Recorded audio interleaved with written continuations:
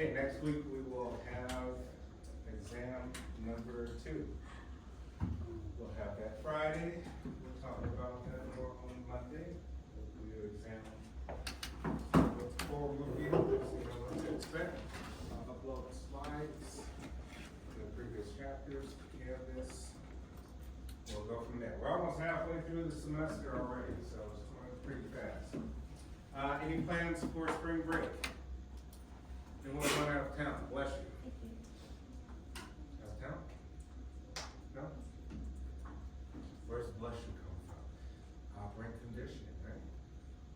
And conditions say bless you. But what's the origins of bless you? Who knows the hypothetical origins of bless you? I was saying bless you. No one's ever heard the story? Right, there's a lot of different hypotheses, but one is that Pope Gregory did during the bubonic plague. One of the symptoms of having the bubonic plague or Black Death was incessant sneezing. Those of you started sneezing a lot. Inevitably, it meant you were going to die very soon, so we walk around the streets of Rome with this cancer and sprinkle holy oil on people when they sneeze, and we'll say, bless you. Bless you. All right.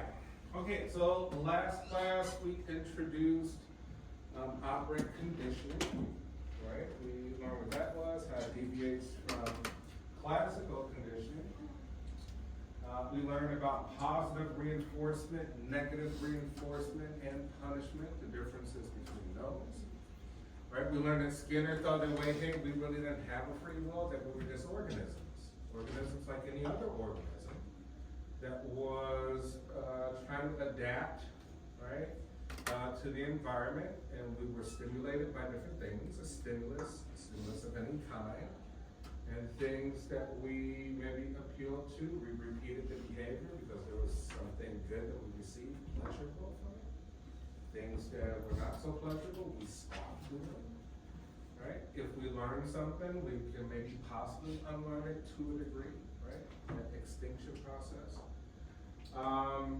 But in this sort of, at the end of this chapter, we'll talk about, hey, it goes beyond that. Because why do we need to have direct reinforcement? Like, why do we have to have somebody physically present or a stimulus of any kind physically present? Can we just learn by observation? Can we learn by going on YouTube, mimicking and copying people's behaviors? So there you are. Going on Instagram and TikTok, right? Ooh, look at that dance. I wonder if I could ever play dance, do the same dance, right? Mimicking people's success. I want to be just like him or her. How did they get there? I'll take the steps that they took in life to achieve that goal, right? Thus, we have a third part, which is this observational learning. But let's just wrap up the end of operant conditioning. I think there's a few things we did not cover.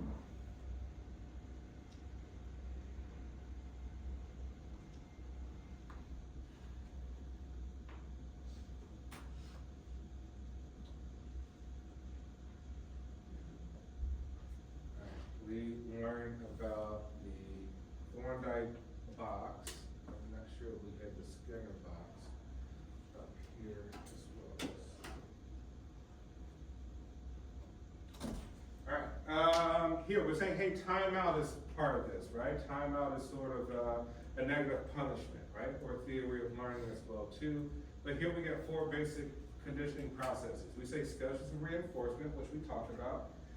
If something's predictable and happens every time, that behavior will be very consistent. Extremely consistent behavior, the mind is consistent. If you have a random schedule, the mind is random, which means that the mind is a little bit chaotic, which we sometimes describe as addiction, right? It means that when it's not present, there's a craving.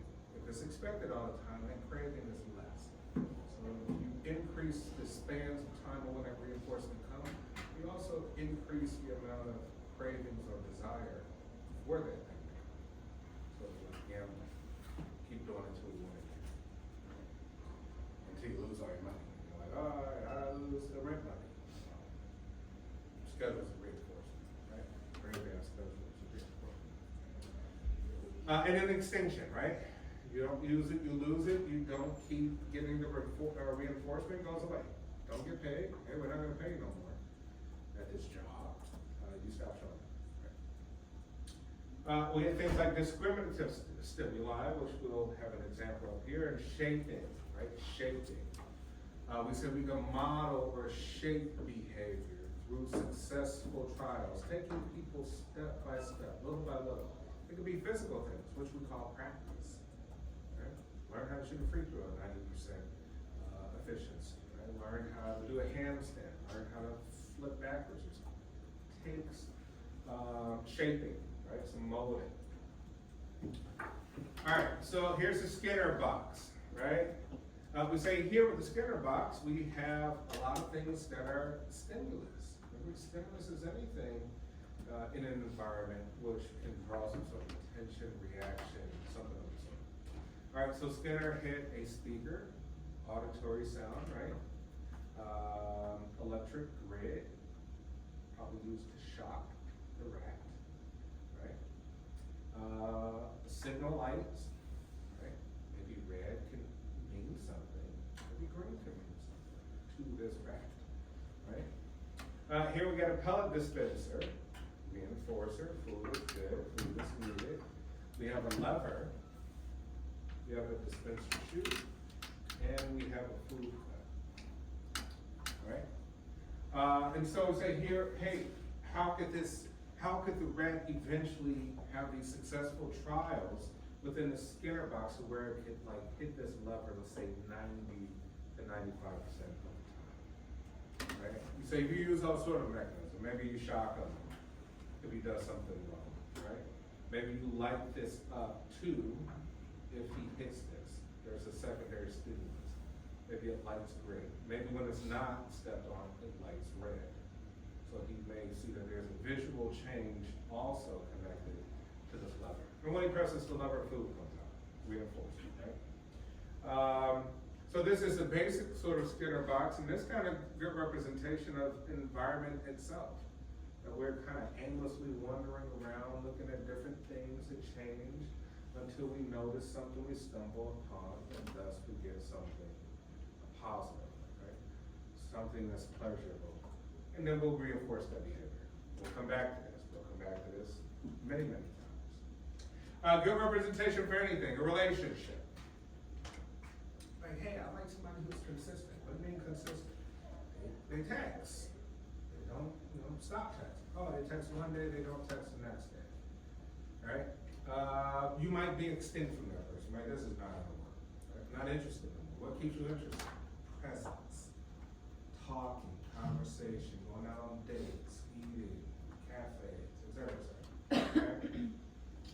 Once that behavior goes away, you say, I'm no longer stimulated by you. Your reinforcement doesn't really matter to me anymore, right? And then we say, hey, there's people who love bomb. You come in with all the stuff at the beginning, and now you crave that person, right? So you create an addiction. They may not touch you in 2-3 days, and you text them all day, right? You're trying to start a conversation and you get them to respond. Why? Because you were used to that bombardment of love at the beginning, which was a positive reinforcement. Now you need it again. You need it again, right? So this could be applied almost in any aspect of life. All right, so we say fixed, variable, ratio, integral, right? All different ways that we can kind of reinforce. We could say fixed is consistent across trials, variable reinforcement, unpredictable, right? Such as the gambling effect. No one knows when the next win is going to happen. It's all a gamble. Here we say ratio schedule reinforcement. Only after an organism performs a certain number of responses. Right? So we can say with the rat, we can say, hey, we have a time to where if you press that lever 3 times in a row, then the food comes. Right? And then we can have this rat on the schedule. Right? So no, maybe it's so good, you might press it 3 times. immediately. Like, ooh, that's like, how do you have a genius rat? You have a genius dog. How did you train the dog to do that? How did you have the seal put the ball on its nose and roll it over when you go to the Chevy Aquarium, right? How do you have the killer whale perform this at SeaWorld? How do you have these animals perform these wonderful tricks, right? Or the lion jump through the hoop, and then the lion kind of extinguishes and eats you alive, right? You see that at the circus. But at the same time, hey, the animals, it works with certain animals, not all, right? Ones who may have a good level of consciousness. So it could be ratio, right? So you can say you could set things up in a certain way. You have to do a certain amount of things before you get a reinforcer, right? And you could alter this over time. And you can see difference in productivity. For example, in a workplace, you could say, should we pay the people once a week? Should we pay the people bi-weekly, once every 2 weeks? Or should we pay the people once a month? Then we can make observations about the productivity in the workplace. We can look at those 3 different time frames, experiment, and say, wow, people work better, potentially work harder, maybe at bi-weekly, more so than weekly. Or, it may come out that people work harder because they get paid every week. Or people work harder because they get paid every month, right? So we can look at these different schedules to see how does productivity change in the workplace just by switching the reinforcement, the positive reinforcement, right? Or you get interval. We say this one in which the reinforcer is delivered subsequent to the first response and organism makes a specific period of time elapses. Interval, so we say this one's based on time, right? So that can kind of be more towards the workplace. We change the time, but we may not change the reinforcers.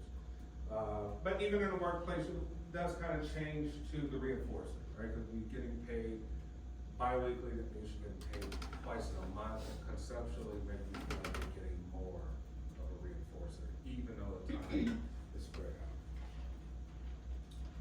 All right, and then we say extinction, right? Depends on the reinforcement schedule. So how quickly you lose the behavior depends on that schedule that we just talked about, right? If we say, hey, addicts, right? Addicts probably won't lose the behavior that quickly because it's unpredictable, right? They're going to persistently try to get that thing, that reinforcer, whatever the case may be. Maybe if it's interval, it goes away a little bit quicker, right? If you don't keep repeating that process, it goes away. Now, discriminative stimuli, right? Any stimulus that provides information about the type of consequences that are likely to follow. The type of behavior here we're looking at someone saying, shh, right? So we say this gesture is discriminative stimulus. It indicates that the behavior of talking will not be followed by a reinforcer, right? So like if you're looking for a reinforcer, this is not going to allow you to conceptually think you're going to get one. It's trying to eliminate a certain behavior. Hey, pain, right? Reinforcing pain behavior. Cuts in 2011 says reinforcers increase expressions of pain. Pain expressions were positively correlated with pain experiences, right? So we say, hey, depending on the type of reinforcers that you have, you can say someone is experiencing pain with a cast on their leg, walking with some crutches, and not experiencing pain saying, ow, right? The reinforcer is attention. Right? So we say, hey, if someone pays attention to us, it can increase the ow, right? Because it's just, the reinforcer was the attention. So it's a supply, right? If you think of almost like, when we talk about narcissism, right? There's so many different types of narcissism, right? There's covert, which means almost like covert narcissism, where a person says, hey, I'm gonna actually like try to suppress things or make myself a victim of things so I get more attention, right? I'm a victim, therefore when people say, what's wrong with you? You're okay, you're sad, oh my gosh, you're in pain, right? Kind of same thing here, right? The reinforcement of attention, it'll increase that. Probably not even, so we say, hey, the experience of pain was 1 hour, so how did it go from 2? So obviously it's a little bit different than the actual reality of the experience of pain versus how it's being expressed mentally, right? Next we got shaping, learning of complex behavior through a step-by-step process, right? Successfully approximate desired final behavior reinforced. This just means that stages, right? Reinforcing little tiny goals to get someone to your ultimate goal through shaping. A good example of this can also be relationships, right? It can even be parenting. You're trying to shape your child's behavior to ultimately accept morals and ethics and values that you have, right? So you kind of go with them little step by step with little trials to get them to ultimately believe in something to a degree. Even in, let's say, intimate relationships, personal relationships, people are constantly probably trying to shape you in some way, which means they're trying to influence you to accept a certain behavior. And if you don't reject the behavior outwardly, they will continue to repeat this until you finally are reinforced or acquisition. Right? So things you gotta pay attention to, because this happens a lot of subconscious, like we're just, subconsciously accepting what people treat us, right? People say things like that. Unless we're highly aware and we resist, this can occur. And you find yourself waking up and you're like, oh my gosh, how did I get in this situation? Like, you got shaped and modeled. All right, beyond the Skinner, right? Choice of organisms and behavior sometimes make a difference. So we're saying, hey, limitations with Skinner, right? Okay, Skinner, you think we don't have free will, that we're just organisms responding to stimulus, right? There could be some arguments to that, right? Here we say some biological basis that kind of supports Skinner, right? Differences reflect innate biology, which produces biological constraints on learning. Plus a biological constraint, an evolved predisposition that makes it difficult or impossible for a given species to learn a certain type of behavior when reinforced with a certain type of reward. Which means that some of us are predisposed not to respond to certain things. Therefore, we're not gonna acquire that thing like others will, right? We may have something that's like safeguards us in some way if it's something we don't like. We don't like it, we don't like it. So no matter what you try to do to reinforce, it's just not going to happen. Right? You're predisposed. Instinct drift. Animals exhibit behavior that reflects their species' evolved biological predispositions. Remember we said we're only using certain animals with that Skinner box because other animals, it won't fly. Right? Evolutionarily, they don't have the same mechanisms that allow rats and monkeys and things of that nature to be operantly conditioned. All right. Hey, why do we use rats? The rat brain contains a region dedicated to producing pleasurable experiences, very similar to human beings, right? How their brain operates. Rat research has identified dopamine, which we have as key to learning through rewards. So we say rats learn the same way that we learn, and they learn by reward, pleasure. They'll repeat the same patterns of behavior if they receive the dopamine. All right, next we got observational learning or modeling, right? We say a form of learning in which new knowledge and skills are acquired merely by observing or modeling. Fascinating enough, we have things in our brain called mirror neurons, right?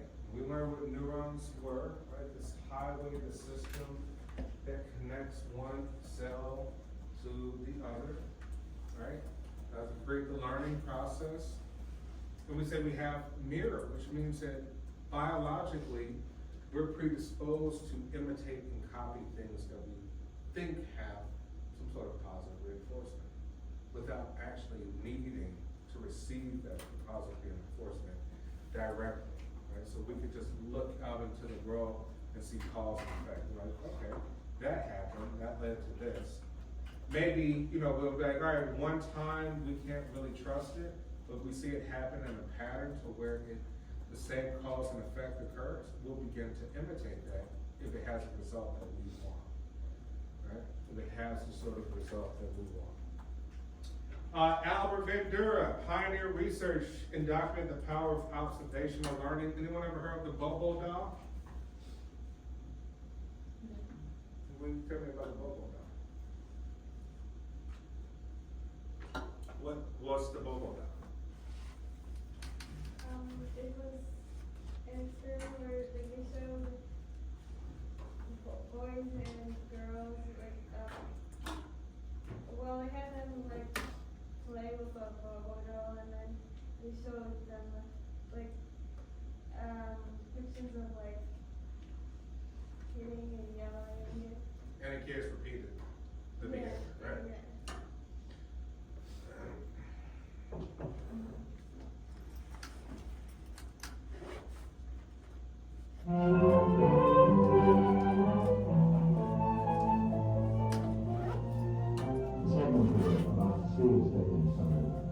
Experiment on learning of aggressive styles of behavior through modeling.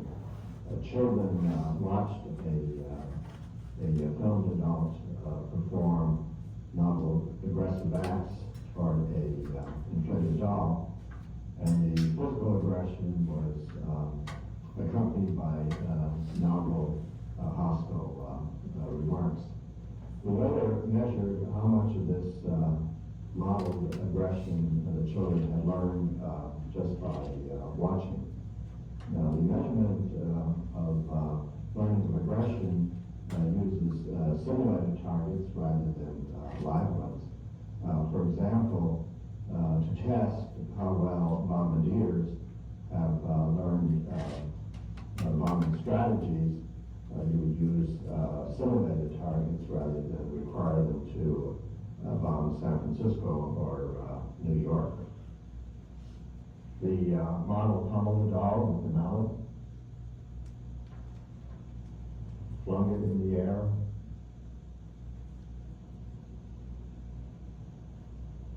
kicked it repeatedly,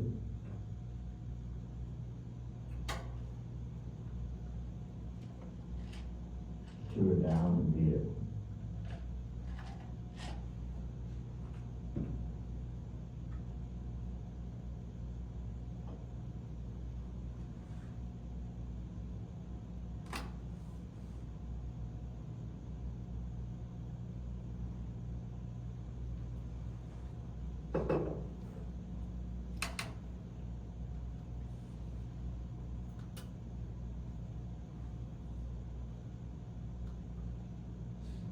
It was once widely believed that seeing others vent aggression would drain the viewer's aggressive drive.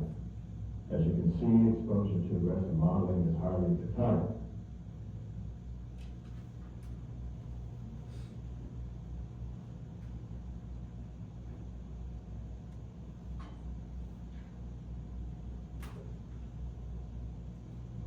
Exposure to aggressive modeling increased attraction to guns, even though it was never modeled.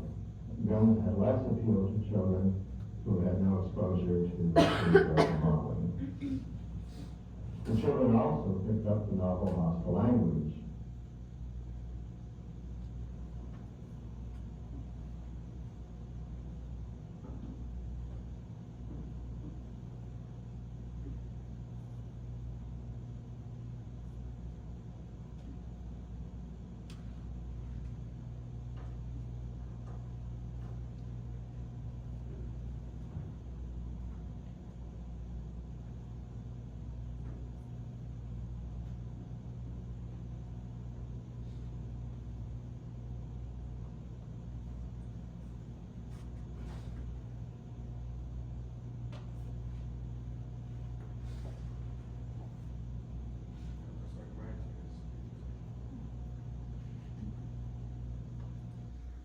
so that is the Bobo Dog experiment by Albert Bandura.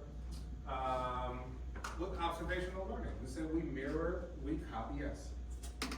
But doesn't it like due to the fact that like children do pick up on like what their parents talk about, what they like kind of like discriminate against? Because I know a lot of kids sometimes like they don't know what they're talking about, but it's when they hear adults do it or like when they hear adults do it, oh I wish I could do this to somebody, then like they pick up on them and they have those type of feelings towards certain people.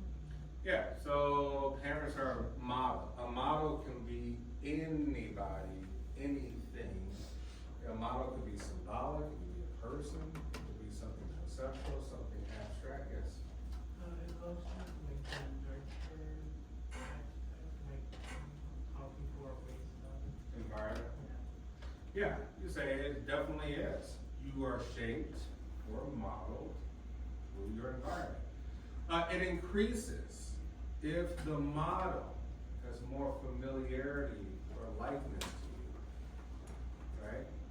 So oftentimes the impact or the copying or imitation or the drive or motivation increases, let's say if you were Hispanic, Latinx, right, Latino, and that individual was Latino.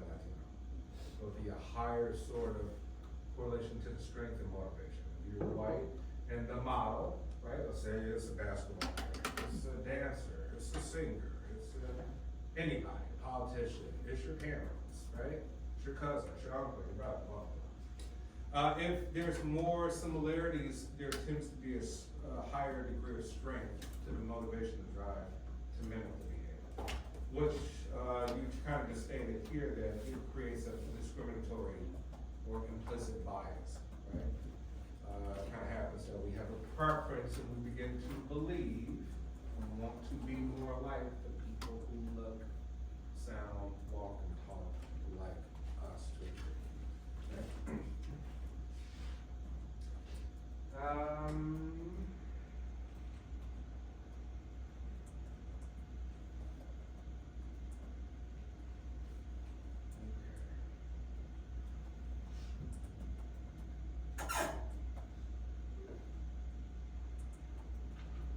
Okay, so hey, four sub-processes with that Bandura identified. He said attention. The observer must pay close attention to the model's behavior. It's not just going to happen passively, right? It's a fixed attention.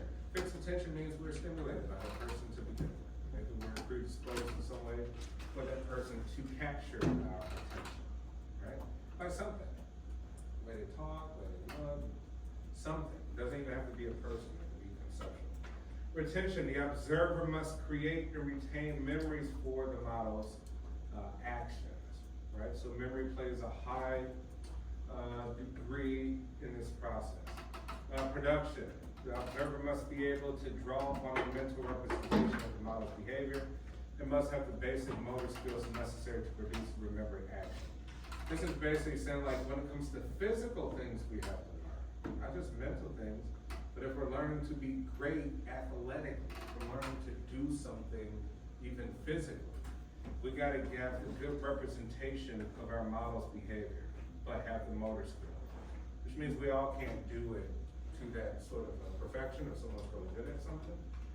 We need the motor skills necessary to produce and remember, because we need things like muscle memory too, not just mental memory.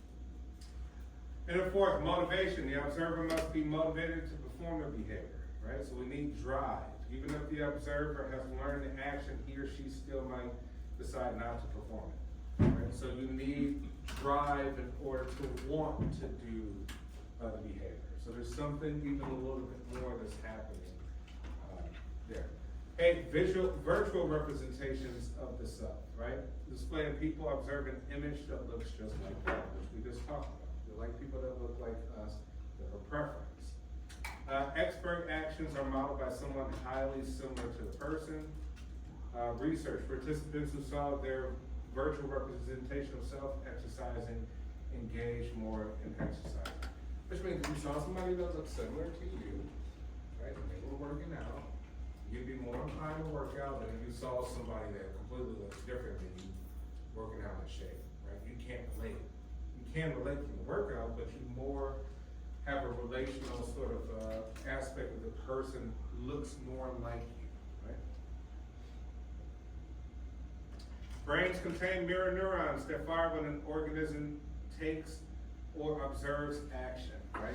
This neuron activity provides brain with automatic copying mechanisms, right? So we have this ability to be able to copy it, imitate automatically just by sitting and observing, right? Which is something like the people watchers, right? Trying to see cause and effect, what's gonna happen with